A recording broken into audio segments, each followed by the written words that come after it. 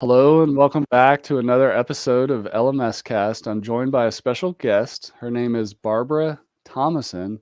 She's from joy-circles.com and she helps facilitators and the people they're helping help preteens with self-confidence, reading, all kinds of skills. But first, welcome to the show, Barbara. Well, thank you, Chris. Thanks for the invitation to come share. Yeah, I'm so excited to chat with you today. Uh, it's cool to build an online business, but it's also, in my opinion, even better to create a positive impact in the world. Tell us, let's get to the root of it. What is social emotional learning, which is part of the Joy Circles program? Sure. Well, social emotional learning has an acronym like a lot of things do. So I may refer to it as SEL. Okay. And social emotional learning's been around actually since the 60s, but has had a recent rebirth out of need mostly. Some people think of it in terms of character development. But I prefer the SEL moniker because it's more descriptive of what happens. It is a child learning to understand better their own emotions, understanding themselves and how they interact with others.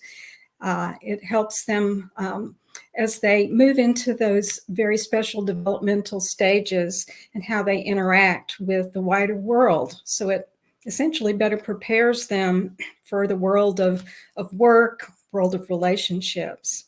So it's very important and important that educators learn to recognize its importance.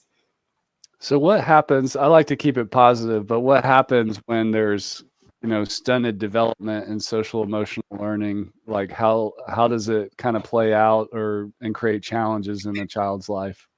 Well, I think it's been obvious in recent years because what we've noticed has been the result of COVID isolation. Hmm. When young ones have not had the social interaction, they struggle a little bit with coming back in, to society in learning situations and in working with a team and collaborating. They tend to become very techno dependent, and I think that it takes time to begin to assimilate back into their age group. So social and emotional skills are critical for academic learning. So a young one who isn't really comfortable with themselves and each other must be comfortable. Well, they have to be comfortable with themselves in order to be able to be comfortable with learning. So, and research bears this out that young ones who score high, I guess you could say, on SEL make greater gains in the academic areas such as math and reading and sciences. So it's just very important for all over development. You mentioned like a scoring system, or what are examples that would cause a higher score in SEL?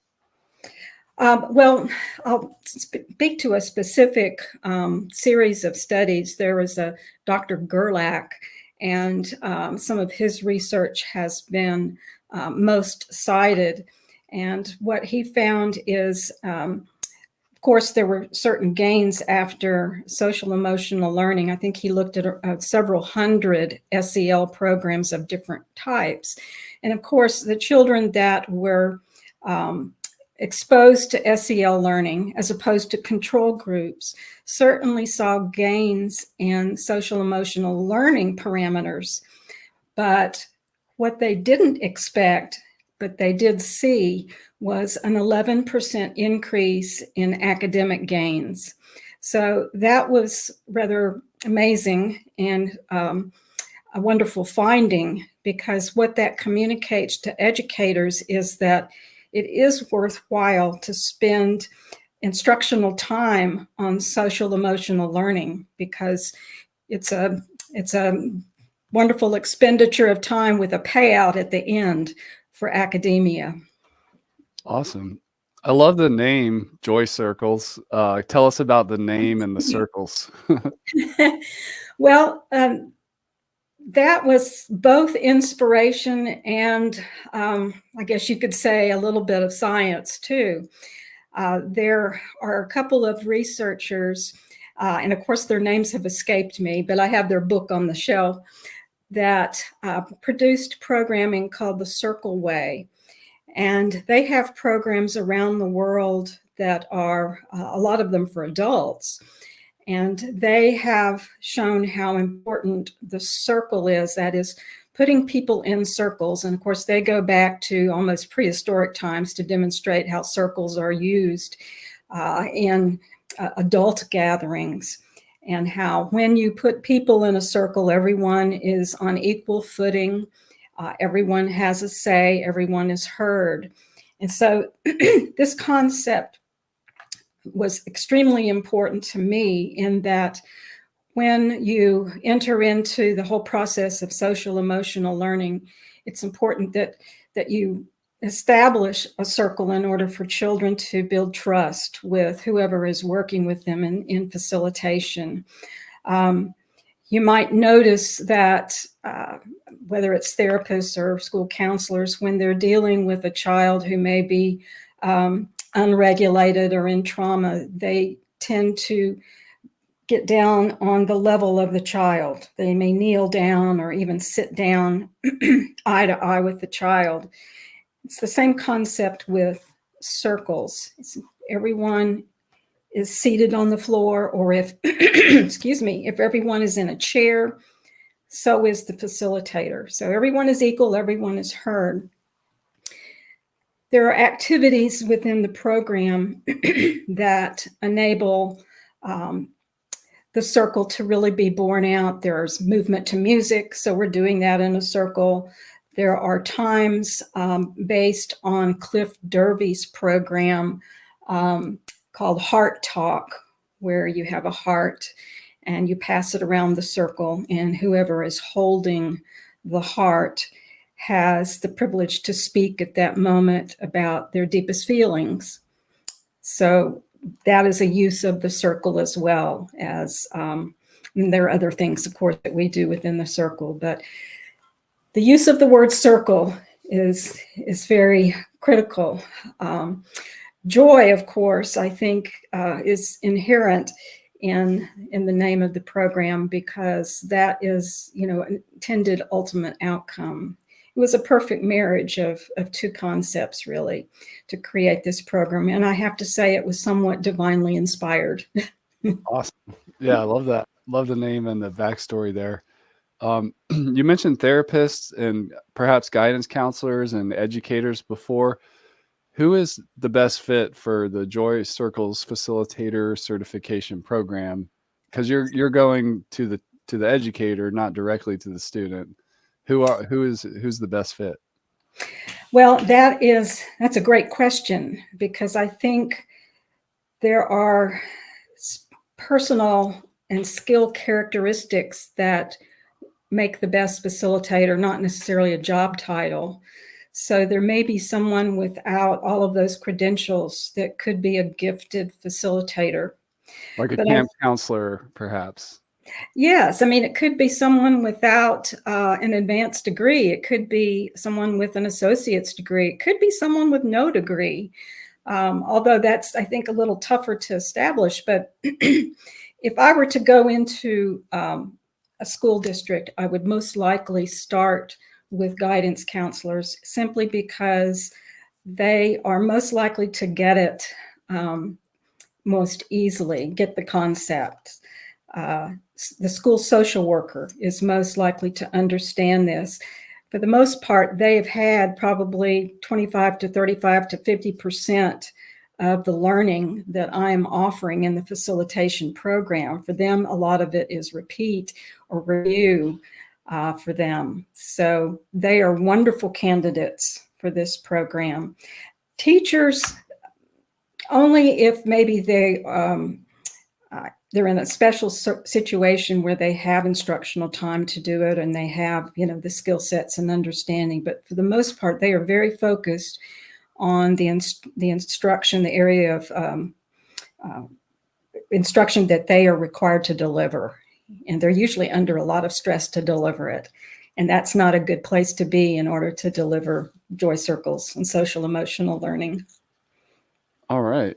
Well, tell us about the desire to and the story of putting this online and how you made it to the point where you wanted to have a website for this and create the online certification program for the facilitators. Well, the Joy Circles program itself, what is delivered to the children, of course, is not online. That is a live program. But it was important to me that the facilitator training be available really around the world, certainly across the nation, so that the program could be delivered widely as quickly as possible. So that was the way to do it, was to place it online and make it easily accessed and make the interaction between those of us that deliver the program as impactful as possible, and make it self-paced for the learner, as well as we could punctuate this class with periods where we could have live sessions. So built into it, or a couple of times when we would have what you might call check-in sessions and coaching sessions with those that are going through the program. And at the very end, there's a capstone session where they would do a practice facilitation, with a live group. But it was important to be able to deliver this in a widespread way. It's also wonderful to be able to edit the program as we go. I attended a all-day conference yesterday delivered by the Texas Teacher Counseling Association, and went to a number of wonderful workshops and got some great content, and thought as I came back yesterday, I need to put that in my facilitation program so I can go in and edit happily, change the program, and it's done. I don't have to go back to a printer and have a lot of expense, have any expense at all to make those edits. Tell us about the instructional design aspect of it. Like, how did you figure out how to structure the course and the content? I know you said that it's awesome that you can make it better as you go, but how did you kind of first encapsulate the program? Well, a little spoiler alert, I have a master's degree in human resource development. So I know a little bit about instructional design and training and development. But I had never created a course and put it online. So you guys make it easy. This drag and drop simplicity, the training courses that you all provide, it's hand holding all the way. And so it just made it painless. I did it over the Christmas holidays, essentially. And knew, of course, that as I went along, I could just slide another lesson in or slide another unit in as I went along. So it was so much easier than I thought it would be. So thank you. Yeah, you're welcome. I'm glad. That makes me happy. What was your experience with WordPress, or getting into the tech of it all? Because it's not always easy. Like, WordPress is infinitely customizable, but what's your WordPress journey? Well, I have a webmaster, okay. And they're the WordPress experts. In fact, they're the ones that they gave me a list of 3 LMS companies, and you all were one of them.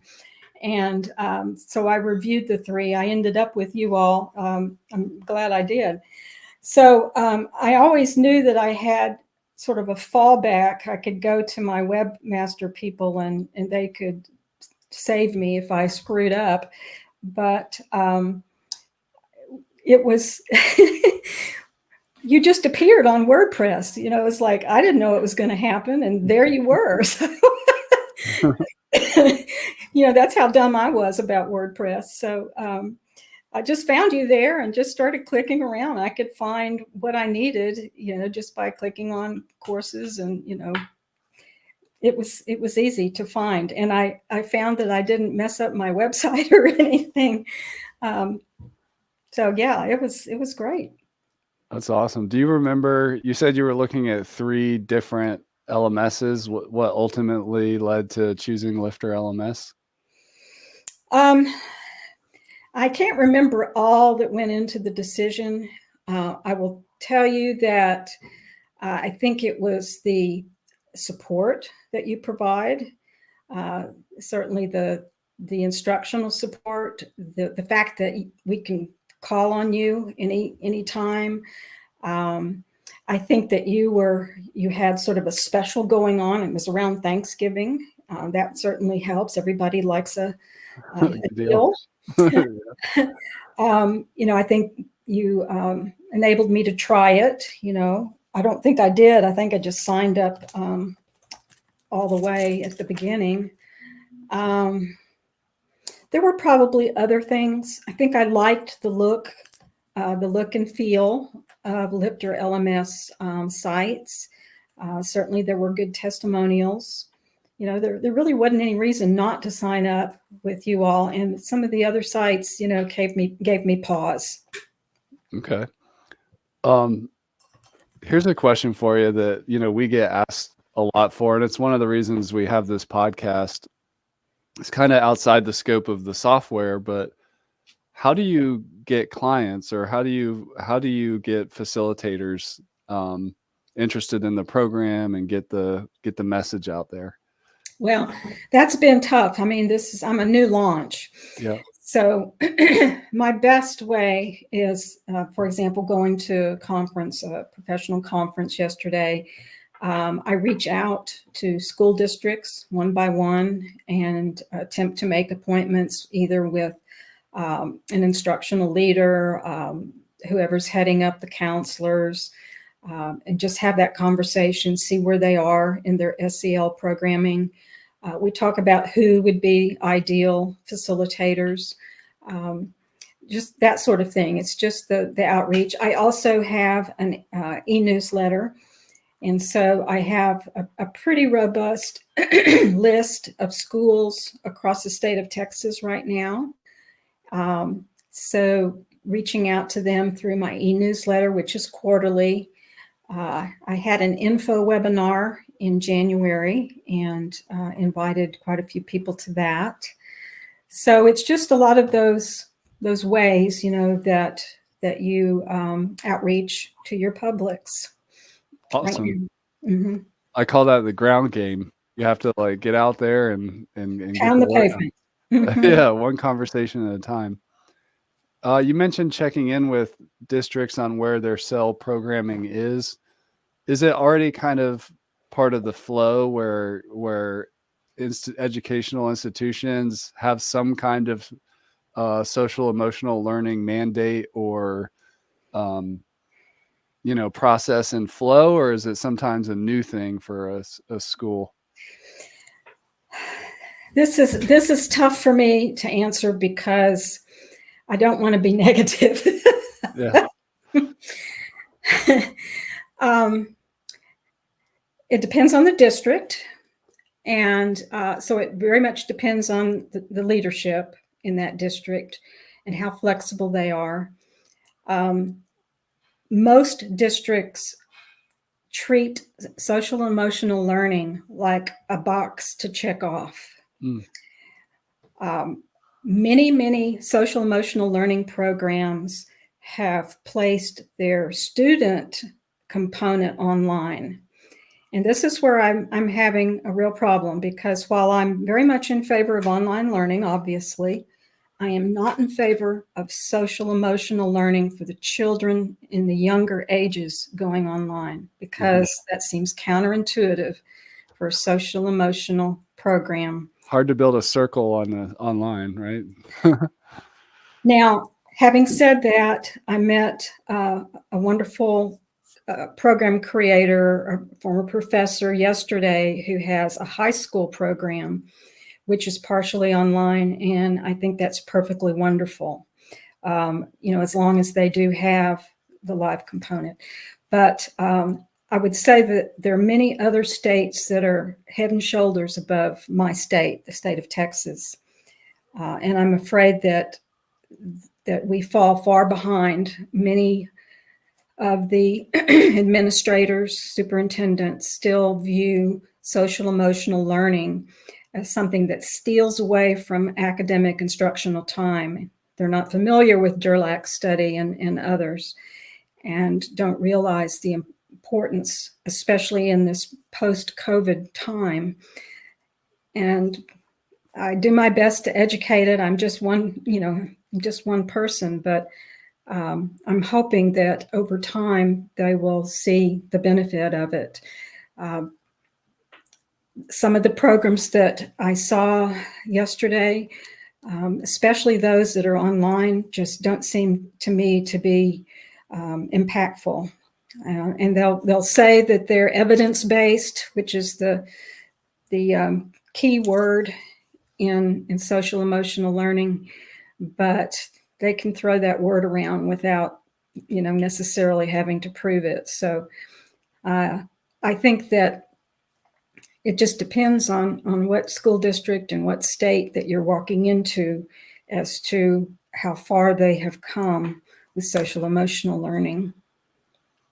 For the other folks trying to impact within the educational system, who's kind of like the decision maker on the program? You mentioned districts, but then there's individual guidance counselors. Is it more likely that the kind of district lead gets buy-in and then encourages their staff to join, or is it more likely a specific guidance counselor, as an example, that kind of gets really into it, and I call that land and expand, and then others start getting interested? Which is it, top down or bottom up? That's the question. That's how I was going to respond. It depends on if it's top down or bottom up. Sometimes a new superintendent comes into his position and wants to make his mark. And if his mark is one that is, pure academics, then social emotional learning may go by the wayside. And that's what I have seen in the very district I'm sitting in. While another may be one that is very open to listening to his professional staff and will take their recommendations. And if they believe strongly in, a sound social emotional learning program, then he or she will say, let's invest in it. So it just depends on what kind of leadership is there and how willing they are to listen and take a try on a program. Awesome. You mentioned, creating impactful training. What are some examples of how to make the facilitator training more impactful than, let's say, other things that are out there? And with your background as a facilitator and instructional designer, how does one do that? Well, I think that in addition to having good content, and one of the things that I try and do, it's not always the fun part, is having sound resources and cite, the sources, but to also use your tool for what do you call them? It's like homework, and use the tool for creating like quizzes. And so you're getting feedback for each, unit or lesson, if you choose to do it that way, so that they're, really sort of assimilating that information and trying themselves out on it.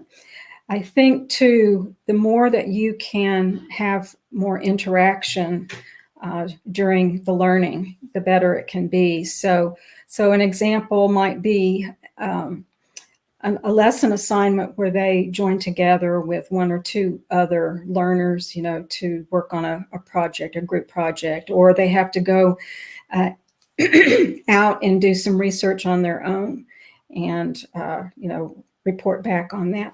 Something that's a little more interactive than just reading and, spewing back information, I think is going to be more impactful.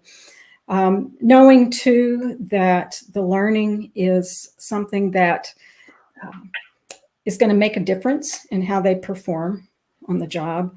And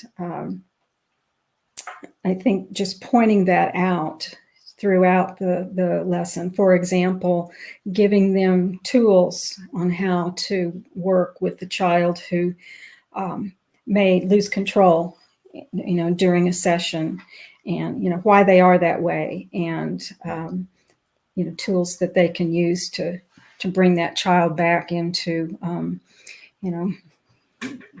into self-control, those kinds of things. What's an example of a tool like that? When a child loses control, and how can you help? Well, there's a model, and I'm not going to go into the model, Chris, because it's not an attractive model, but it's called the polyvagal theory. And it basically shows where we move neurologically in our brain, where we start out, maybe feeling pretty good, and we're in a certain part of our brain, and then we go into the fight or flight mode or freeze mode, and we call that our reptilian brain. And that's where a child goes if they may be a child who has been subjected to abuse or neglect or any other form of trauma. They go there more readily. And so through acts of ensuring trust and so forth, you can move them from that part of their brain into a more calming place. There was a strategy I learned yesterday, and just, I'm going to build this into my program.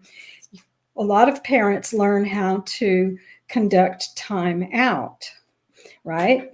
Mm-hmm. Well, a child who has been neglected or abused, time out would be very problematic for them, because what they don't need to be felt like they're rejected. They need to be brought in, and feel closer and connected to a trusting human being. So this particular theorist called it time in.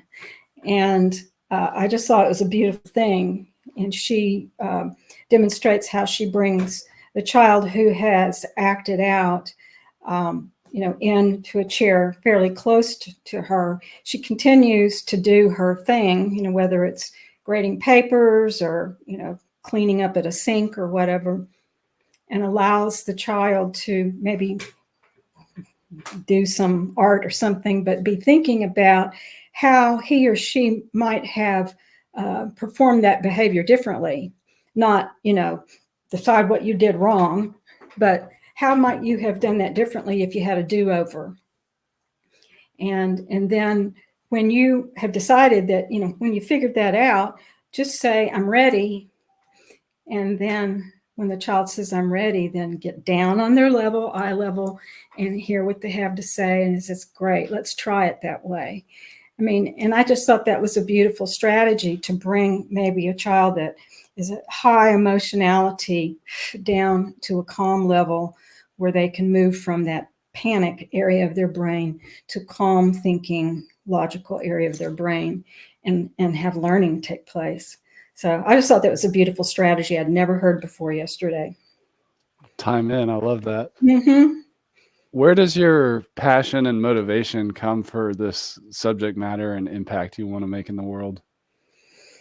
Well, it's funny. When this lightning bolt inspiration came to me, I did not want to do this. I've had businesses before. I didn't want to do another one. It was like, no, thank you, God, I don't want to do this. But it just wouldn't leave me alone. The day that my daughter was born, and this was a pretty long time ago, it was a little over 40 years ago, when I brought my daughter home from the hospital, there was a front page article about a little boy named Tommy Lott. And Tommy Lott had had a long, he was probably only 4 or 5 years old, but in his short life, he had been really tortured and abused. And the front page article was that Tommy Lott had been killed by his parents, essentially by being scalded in hot water. And this horrifying story, the day I brought my sweet baby home from the hospital, sat in my gut and influenced a lot of what I did. I volunteered for a child abuse prevention agency for years. I, worked directly with child abuse at risk families. I almost became a social worker at one point and decided I didn't want to have my career fall into that area. It was too depressing. But anyway, Tommy Lott has been in the back of my mind off and on throughout my career. And I have gone on to do other things, community development work, economic development work. It's all been very gratifying, but kids are where it's at. And I've never wanted to be a teacher. I've never wanted to work in a daycare. I've never wanted necessarily to have that direct contact. It was enough to be a mom, but I have this creative motivation to create. This is the Facilitator program guide that they work from, to create the program and maybe have a little wider impact than I would have just working with a classroom, or was always something appealing to me, and I felt like would make a difference. Would make a difference in the world. So that's my motivation. Tommy Lott. That's fantastic, Barbara. For those of you listening, Barbara just held up a workbook. Is that it's like a binder? Does that come with the program, the online program? Yeah, this would be something I would ship to the facilitator, and as they go through the online program, this is kind of like lesson plans. Mm-hmm. And maybe someday these would go online as well, but right now, because this is something they might take with them into a classroom, I just wanted it to be a little bit more portable and mobile. I didn't want them to have to depend on a laptop or a tablet to carry that around. So yeah, that's the program facilitator guide. I love that. I actually really like that idea. I call it clicks and bricks. You have some digital stuff and some stuff in the real world, and it all just kind of works together for the program. Yeah. What's your vision for the future with Joy Circles? Like where do you want to go with it? I want to go across the country. Yeah. I want to continue to offer the creative leadership of the program. I want to build a program. One thing that I haven't emphasized really today is the fact that it combines reading skills development with social emotional learning. So the young ones in the group will read contemporary novels that are age appropriate. So, for example, one of the novels deals with some kids that are dealing with bullying. And so we read the book together. As we read in the group, the kids build their reading skill because they're reading out loud. But we also stop and we have a series of discussion questions. Have any of you been bullied? What does it feel like to be bullied? What constitutes bullying? Or what is teasing? What's the difference? So it's sometimes easier to talk about somebody else's bullying experience before you talk about yours. And so because of that, Joy Circles has an infinite number of possibilities in that there are an infinite number of contemporary novels for various age groups. So right now we focus on 4th through 6th grade. I'm going to go down to 3rd grade eventually at the recommendation of some school principals. And I may go up a grade or so the other direction as well.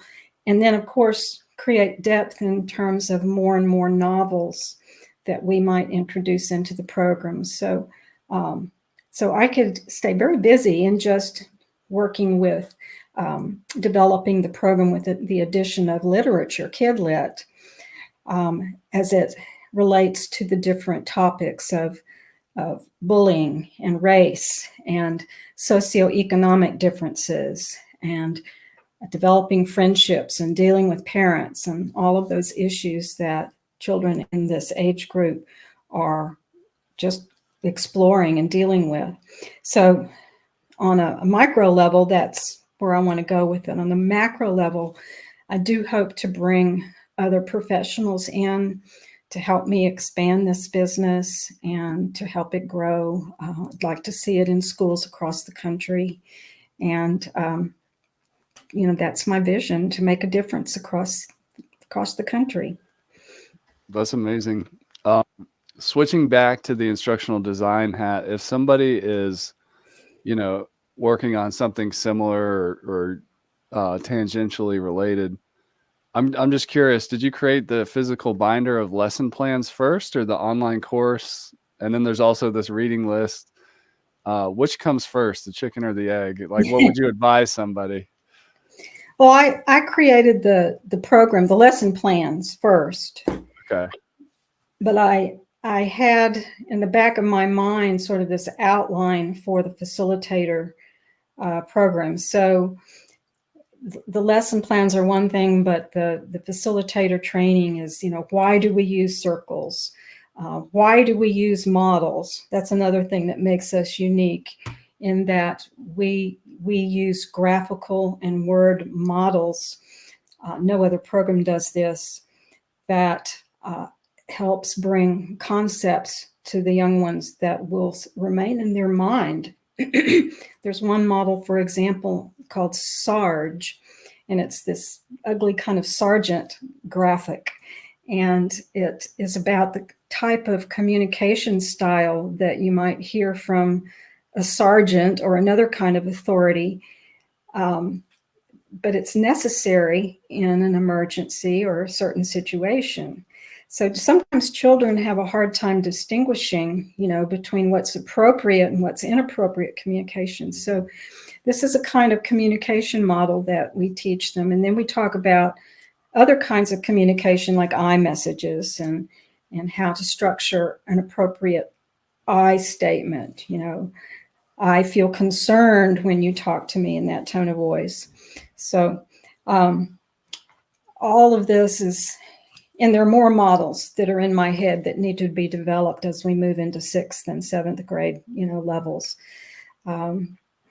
So program first, then the facilitator training will evolve as well. I wanted to try to extract some wisdom from your experience around a lesson plan for for somebody who's not trained as a teacher. Like, what is a lesson plan? It's a flexible script. And it'd be hard for you to see, for me to show you, but it provides a theme, for this particular day or period of time together. It provides, like bullying as an example. Well, like communication or Okay. leadership or self-management or visioning. And it provides maybe a list of materials and equipment that you need to gather together to have for that session, so that it helps them get organized. And then it has the list of activities.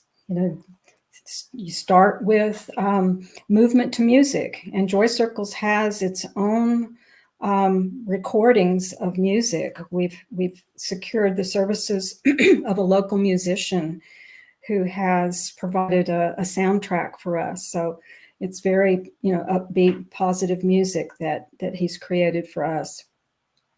So we have movement to music. And of course, we've taught them in the facilitator training how to do this, in a way that's open and fun. And then we move right into what we call soda straw breathing, where they transition from that movement to music that helps them focus down to a calming state where they might even have a soda straw, and we teach them how to breathe in through their nose and out as if they're breathing through a soda straw. And we do that several times. So it's self-calming. And then we go right into reading, where we are in the novels, and they take turns. If a child doesn't want to read, maybe they're not comfortable with their reading, they can pass. Or we might say, well, why don't you read the title of this chapter, so that they're comfortable with just a few words, and we reinforce that, great, that was helpful, thanks, Stephen. And then after we read whatever the chapter is that we've decided to do that day, we have our discussions. Well, why do you think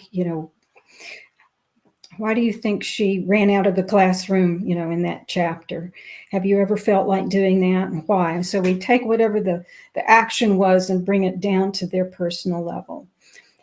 And then we might introduce our models for the day. And a lot of times they'll track with the action of the book. And then we'll have some kind of a closing circle as well. So it depends on the amount of time that the hosting organization has allowed, if it's 30 minutes or 60 minutes or 20 minutes, how much we can accomplish. But that's kind of what a lesson looks like. And this scripts it for you, but we allow lots of flexibility for a facilitator once they've been trained to make adjustments. There may be an activity like creating emoji sticks, so that they have a collection of emoji sticks that shows different kinds of emotions that we would use throughout our semester together. So all kinds of things that the lesson plans can provide them with ideas. And then we welcome them to submit their own ideas so that they can be shared among our facilitator community. Wow. I love that. I think what I'm hearing, the really big thing there when creating a learning experience is multiple modalities, in the body, breathing, music through the ears, reading, arts and crafts. It's not, like you said earlier, it's not just receiving content and spitting it back on the test. It's what makes an engaging learning experience. Yes. So I say, like, one of the frameworks or models that I have for people who create these kinds of online learning platforms, so it can be challenging or difficult, is because you kind of got to be 5 people in once. You have to be a subject matter expert. You have to be a teacher / instructional designer. You have to be a community builder, both to, get clients and then also inside your program. You have to be an entrepreneur. You have to like start a business and accept money through the internet and do marketing. And you have to be a technologist who can, work with hardware and software and websites and everything. You've put all those pieces together, both yourself, and you mentioned earlier you had a webmaster that helps on the tech side. What advice do you have for somebody that's kind of struggling with having to wear those 5 hats? That's what I call my model, is the 5 hats. Because you were able to get it launched. Like, what advice do you have for wearing all the hats? I would say, get the help you need. Yeah. Retain those things that you know and love, and try as much as your budget allows to delegate the rest. If you don't like doing your bookkeeping, try and find somebody else to do it. If you don't like building a website. It's easy to find people to do that. I have the most wonderful web people, and they were not terribly expensive. And I have them on a retainer now to rescue me when I need them to do things on a month-to-month basis. So, How do you find that person? I'm just curious because people ask all the time. what's that online shopping place? Upwork or Yeah, Freelancer? it's Upwork. Yeah, Yeah. I found Okay. them on Upwork. Great place to go. Yeah, that's where I found them.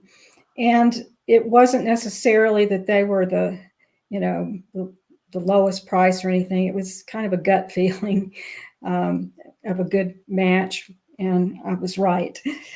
So I would just say that, keep the things that you're good at and that you love to do, and try and carve out the other things, and see if you can find others to do.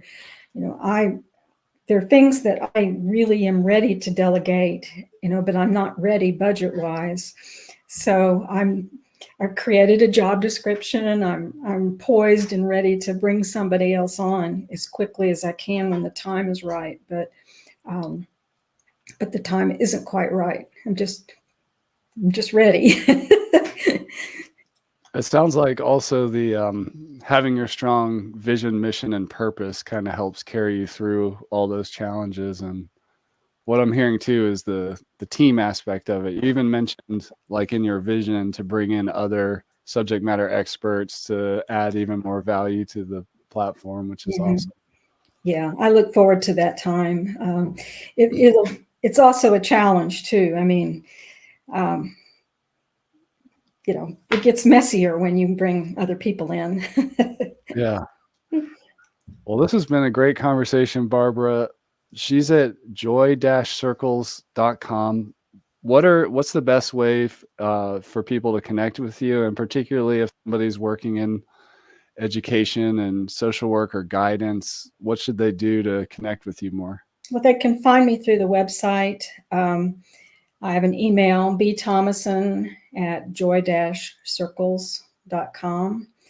I'm on social media, Facebook, LinkedIn, and just reach out. Awesome. Well, Barbara, thank you for being a shining example of what I call an education entrepreneur, creating a positive impact in the world and using LifterLMS as part of your tech stack. I really appreciate it, and I wish you all the best on your learning platform journey. And thanks for coming on the show. Thanks for having me, Chris. Take care. Keep up the good work. All right. Hang on for a sec. I'm just going to stop the live stream here.